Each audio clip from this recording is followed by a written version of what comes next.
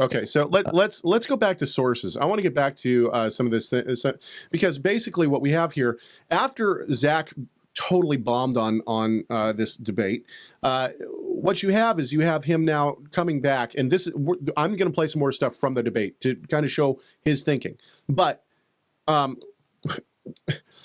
basically, even after the debate, Zach doesn't understand, and 119 Ministries doesn't understand what a good source and a bad source is. Let's keep going here with Zach. This was really disappointing. That the Roman Catholic Church is a religion that worships a god? They worship a god, yeah. I don't deny. Then why do they use pine cones? They don't use pine cones. This is an association fallacy. Why don't you ask them what it is?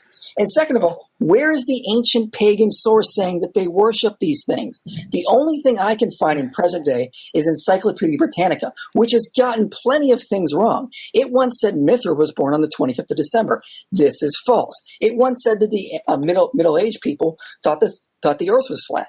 You can tell, by the way, sorry to stop it, you can tell Michael, this guy, he's done his research. He's sharp. He's well-read. He's well read. He knows what he's talking about. This is false.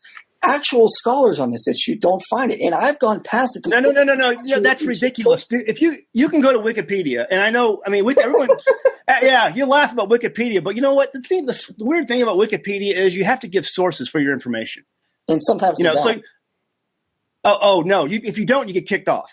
That's the reality. You'll see that thing that says citation needed. Yeah, if you don't give a citation after a certain time, anyone at that point can pull it off. It's not there. You have to give references for your material in Wikipedia. Which is why I look at the references, and sometimes I'll come across references to like Ellen G. White, who is the founder of the Seventh-day Adventist. Yeah, see, and this is also where 119 Ministries goes wrong when they try to cite Wikipedia. Don't cite Wikipedia. Go down, find the source. So we have how many other groups are citing Wikipedia? Yeah, 119 Ministries put something out, which Zach Bauer then reposted, and one of the references in it is we'll come to this in a few minutes. So anyway, I think we don't even need to finish this clip here. The point is that if you're gonna go look, I will admit, I pull open Wikipedia. I think everyone does. Okay, you pull open Wikipedia to maybe get a starting base on something to see what they have to say. I would never reference Wikipedia in a scholarly article ever. What you do is you go down and you see if they have a reference for a source for where they got that material.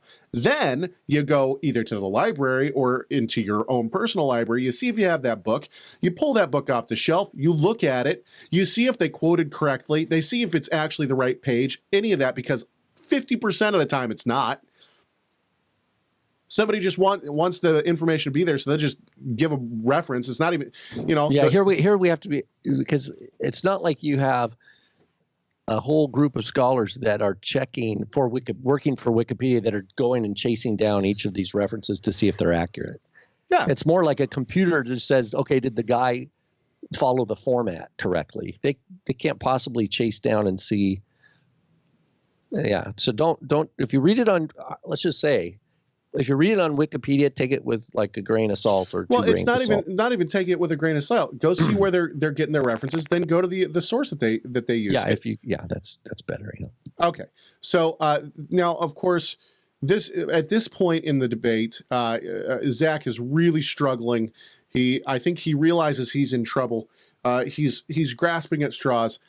And he asks, how far back do you actually want to go? This was a misstep. And earlier you mentioned Sol Invictus and Il Gaba. Look, there's not a lot of evidence for this. There's only one inscription of Sol Invictus being on December 25th, and it dates to 354 AD in the Philokaelian calendar. He's right. Prior to this, how far back do you want to go? They didn't have perfect filing systems back then. Okay, so we've already heard this, but they didn't have perfect filing systems back then. Okay, so let's go back to this clip. This is the last thing I got from Zach. Okay, this is the clip that I played earlier. He's not. He said he wasn't prepared. Now he's going to bring. Now he's going to show you the sources that he would have brought if he didn't think that he could just bring the Bible. Now he's going to, as if he would have slaughtered with these sources. Some things. I had a book by N.F. Pearson called "The Stories of Our Christmas Customs." That's not a primary source. Tom C. McKinney wrote "The Holidays and Holy Days." Not a primary source. The Christmas Celebration in Many Lands by E.J. Patterson. Not a primary source. And a number of other books. There was one I really liked. It was, where is it at? It was this one here, The Meaning of Trees, A History of Botany, where it says an ancient... Not a primary source. This is the problem. 119 Ministries and Zach from Nudatoria. And look, he keeps posting stuff now from non-primary sources. Let me give you an example. We're going to go back to Rob's Hanukkah story. You got this poem that was written in the 20th century that says the reason that that this lady went, she decapitates the head of the leader, and that's how they won. Now, if I say that now, I say, look, I have a source. It's this Jewish poem. Right.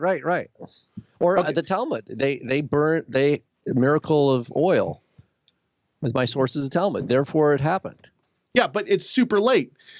And, Right. That's right. That's the question. And That's what I appreciated about Nehemiah Gordon talking to the atheist guy, saying, "Look, okay, I know you're telling me that, but what are the sources? See, And what time frame are they from? So How did they word it?" my point is this: Zach and 119 Ministries need to realize that if I reference that poem, what bearing does that have on the Maccabees of 170 years before the birth of the Christ, right? What bearing does this 20th century poem have on that? It doesn't. Just because, look, and I know I went and I checked And that's the issue. That's the issue with the German Tannenbaum or whatever, with the ancient Assyrian or Mesopotamian or whatever Jeremiah was talking about. You can't take these secondary sources and all of a sudden say, look, this scholar says it. Well, what just because a scholar says something doesn't mean that it's valid. And like this from 119 Ministries in their first video on Sunburned. 119 Ministries. The giving of presents was a Roman custom, while the Yule tree and Yule log are remnants of old Teutonic nature worship. Gradually, the festival sank into mere revelry. The custom was forbidden by an act of Parliament in 1555, and the Reformation brought in a refinement in the celebration of Christmas by emphasizing its Christian elements. Unger's Bible Dictionary. So basically, Christmas was illegal because of the sun god elements until we Christianized the sun god worshiping traditions. Okay, here's the problem with this clip. Now, the thing that he's not going to tell you, and he probably doesn't even know, is that Unger's Bible Dictionary is total nonsense. They have all sorts of horrible things in it. And when I looked at this reference, guess what Unger's Bible Dictionary's main source is for all of this information? Granted, I will give him that it was outlawed by the Puritans, and that the Reformers sort of revitalized stuff. But what is it? What is his? The stuff that he says before this about sun god worship in Unger's Bible Dictionary? Guess what the source is? Two Babylons by Hislop.